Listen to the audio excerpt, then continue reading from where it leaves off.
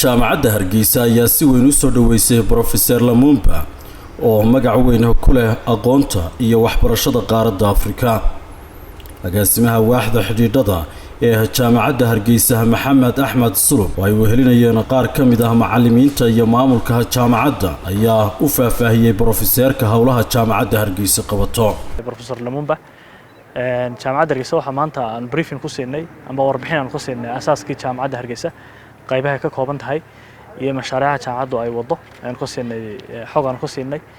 Professorku wuxuu maanta siin doonaa lecture ardayda jaamacadda ayuu siin doonaa waana sida aan ognahay professor aad u weyn oo u promote gareeya amba aad ugu halgama in corruption ku yaraado waa pan africanist hamiga qaaradda Afrika inay hagaagto ay ka banaato corruption iyo musuqmaasuq buu inta badan u promote gareeya amba uu halgama.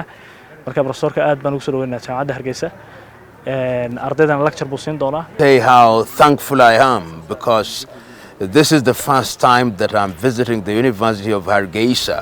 I've just had a conversation with some of the senior. ugu horeyna Professor Lumumba waxa uu sheegay in uu aad ugu faraxsan yahay in uu yimaado jaamacadda Hargeysa.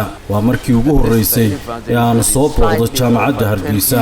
waxa uu sheegay inuu la sheekaystay qaar ka mid ah maamulka sare ee muddada ku sugnaa ama soo maamulayay jaamacadda Hargeysa.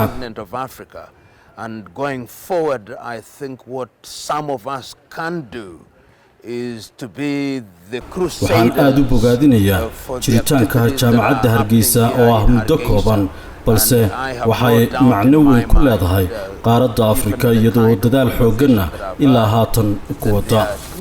geesta kale Professor Lumumba oo inta badan u ololeeya la dagaalanka musuqmaasuqa qaaradda Afrika oo lecture u jeediyay ardayda jaamacadda Hargeysa waxa uu ku dheeraaday muhiimadda waxbarashadu leedahay isagoo sheegay in inta badan ay tiro ahaan bataan ragga waxbarta balse haddii ay hal gabadhi waxbarato macnaheedu yahay in bulshadu waxbaratay. isagoo professorku si weyn ugu mahadnaqay cid kasta oo waqti siisay ka qaybgalka lecture uu ka jeediyay jaamacadda Hargeysa.